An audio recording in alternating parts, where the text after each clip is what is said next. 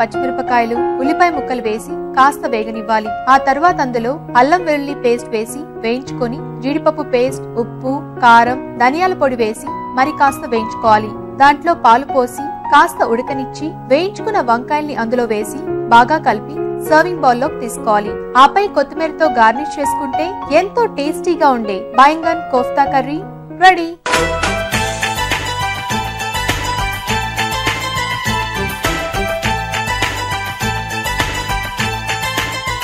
Baingan kofta curry ఎలా తయారు చేసుకోవాలో చూసారు కదా. మరి టేస్ట్ చూసి ఎలా ఉందో చెప్తాం. ఓకే అండి, మరి టేస్ట్ చూద్దామా? చూద్దామండి.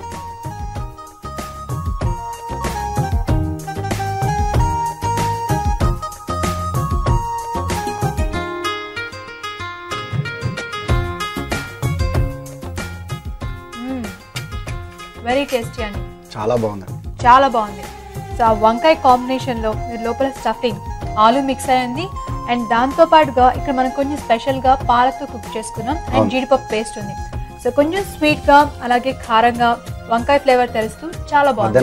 స్టఫింగ్ లో కూడా ఫామ్ ఉందండి, బాగుంది, చాలా బాగుందండి.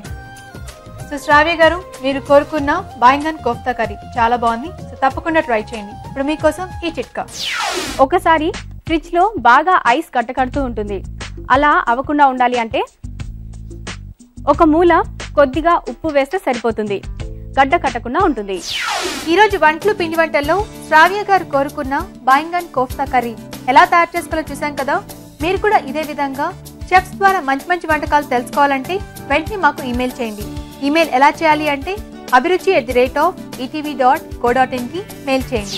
ఇప్పుడు మన నెక్స్ట్ సెగ్మెంట్ చిటికలో చేసేద్దాం. ఈ రోజు మనం చిటికెలో ధనుర్మాస దివ్య ప్రసాదం తయారు చేసుకోబోతున్నాం.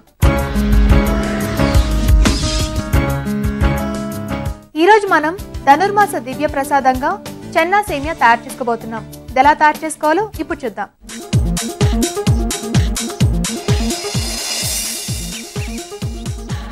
ఈ రోజు మనం ధనుర్మాస దివ్య ప్రసాదంగా చెన్నా సేమియా తయారు చేసుకోబోతున్నాం కదా.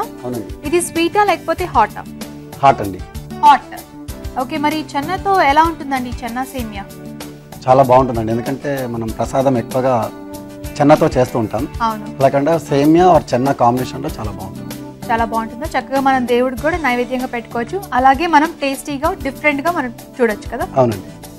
ఓకే అండి, మరి ఈ రోజు చిటికెలో చెన్నా సేమియా తయారు చేసుకునే ముందుగా కావాల్సిన పదార్థాలు ఏంటో ఇప్పుడు చూసేద్దాం. చెన్నా సేమియా తయారు చేసుకోవడానికి కావలసిన పదార్థాలు: ఉడికించిన శనగలు 1 కప్పు, సేమియా 1/2 కప్పు, పోపు దినుసులు 1 టేబుల్ స్పూన్, సోంపు 1 టీ స్పూన్, సొంటి పొడి 1 టీ స్పూన్, ఉప్పు తగినంత, తరిగిన పచ్చిమిరపకాయలు 3, కరివేపాకు 2 రెమ్మలు, నూనె 2 టేబుల్ స్పూన్లు, కొత్తిమీర కొద్దిగా. కావాల్సిన పదార్థాలు ఏంటి చూసారు కదా. ఓకే అండి, మనం చెన్నా సేమియా తయారు చేసుకునే ముందుగా బ్రేక్ తీసుకుందాం. ఓకే అండి. ఇప్పుడు ఎంటీఆర్ మసాలా అభిరుచిలో మనం తీసుకుందాం ఒక చిన్న break. Welcome back to MTR masala అభిరుచి. ఓకే అండి, చెన్నా సేమియా ఎలా తయారు చేసుకోవాలి? ఉడికించుకునే ముందు శనగలు నానబెట్టుకోవాలండి. అవునండి. ఎంతసేపు? ఒక పూట ముందు. ఒక పూట ముందు. ఓకే.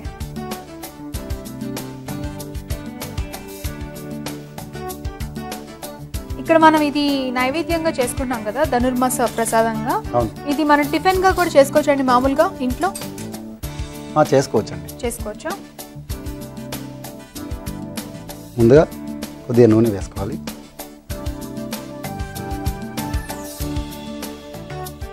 ఇప్పుడు తాలింపు గింజలు వేసుకోవాలి. ఓకే, ఇందులో మనం ఆవాలు యాడ్ చేసుకోలేదు ఎందుకనండి? అంటే మనం ప్రసాదంగా పెట్టుకుంటున్నాం కాబట్టి ఆవాలు వేసుకుంటే ఘాటుగా ఉంటుంది కాబట్టి సాఫ్ట్గా ఉండడం కోసం మనం ఆవాలు అవాయిడ్ చేసాం. ఓకే. తరిగిన పచ్చిమిర్చి వేసుకోవాలి. కరివేపాకు రెమ్మలు 2-3 వేసుకోవాలి. సో తాలింపు బాగా ఫ్రై చేసుకోవాలండి. అవునండి. తాలింపు వేగదండి. ఇప్పుడు మనం నీళ్ళు పోసుకోవాలి. ఓకే. సో వాటర్ బాయిల్ అవ్వాలనుకుంటాను. అవునండి. మరి ఈలోగా మరొక చిట్కా చూద్దామండి. ఇప్పుడు మీ అందరి కోసం ఈ చిట్కా. మీకోసం మంచి బ్యూటీ టిప్. బొప్పాయి గుజ్జులో కొద్దిగా గ్రేప్స్ గుజ్జు కూడా వేసి బాగా కలిపి దీన్ని ప్యాక్లా వేసుకోండి. ఇలా చేస్తే ట్యానింగ్ అంతా పోయి ఇన్స్టెంట్ గా గ్లో అవుతుంది మీ ఫేస్. చిట్కా చూసారు కదా. ఓకే అండి, నెక్స్ట్ ఏమేమి వేసుకోవాలి ఇందులో? మనకు రుచికి సరిపడా ఉప్పు వేసుకోవాలి. ఇప్పుడు సేమియా వేసుకోవాలి. ఓకే, సో మామూలుగా ఇంట్లో ఇలా ప్లెయిన్గా సేమియాతో కూడా చేసుకుంటూ ఉంటారు కదా ఉప్మా. అవును. ఇప్పుడు ఈ ఉడికించిన శనగలు వేసుకోవాలి. శనగలు కూడానా? సో ఆల్రెడీ ఉడకపెట్టినాం కాబట్టి తొందరగా అయిపోతుంది. అవును.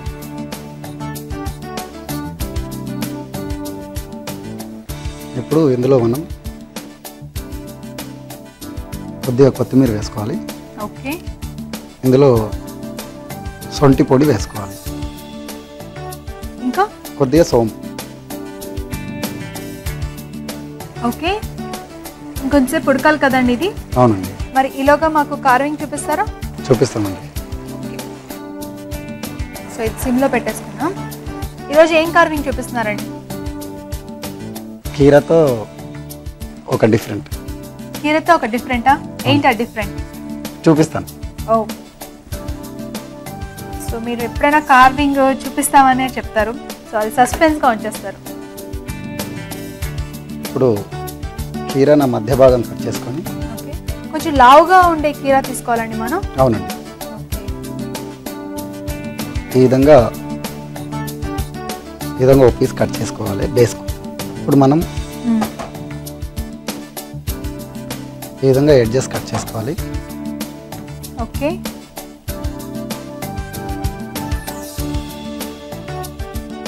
ఈ విధంగా లేయర్స్ మాదిరిగా కట్ చేసుకోవాలి. లేయర్స్ కానా? అవును. ఈ విధంగా కట్ చేసుకొని మనం ఈ భాగాన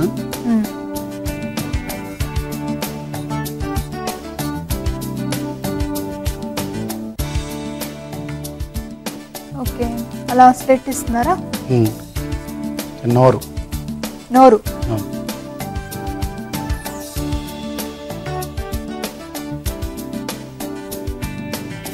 క్యారెట్ తీసుకొని కొంచెం స్లాంట్గా కట్ చేసుకోవాలండి. ఇది నాలుక. చూస్తుంటే కొంచెం ఫ్రాగ్ లాగా అనిపిస్తుందండి, అవునా? అంటే మీరు ఎలా క్యాచ్ చేశారు? ఈ నాలుకను చిన్న పిన్నెస్ తోటి ఈ విధంగా పంచ్ చేసుకోవాలి. ఇప్పుడు కింద బేస్ తీసుకొని సో కాళ్ళు ఈ విధంగా పిన్ చేసుకోవాలి. ఇది అయిపోయిందండి. సర్వ్ చేసుకోవచ్చా మనం? సర్వ్ చేసుకోవచ్చు. దీన్ని మనం ఇప్పుడు కూర్చున్నట్టుగా చూపిస్తున్నాం. అవును.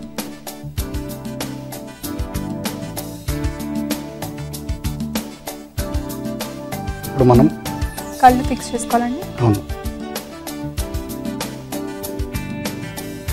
ఓకే, సో ఫ్రాక్ రెడీయా? కప్ప. సో బెక్ అనడానికి కప్ప రెడీ. అవును. చాలా బాగుందండి కార్వింగ్. చూస్తున్నారు కదా, ఇవాళ మన కార్వింగ్ ఫ్రాక్. సో చాలా సింపుల్ అండి, మీరు ఇంట్లో ట్రై చేయండి. సో కీరా తీసుకొని దాన్ని హాఫ్గా కట్ చేసుకొని తర్వాత కాళ్ళు చేతులకు కూడా మనం కీరానే యూజ్ చేసాం ఇక్కడ. సో జస్ట్ మనం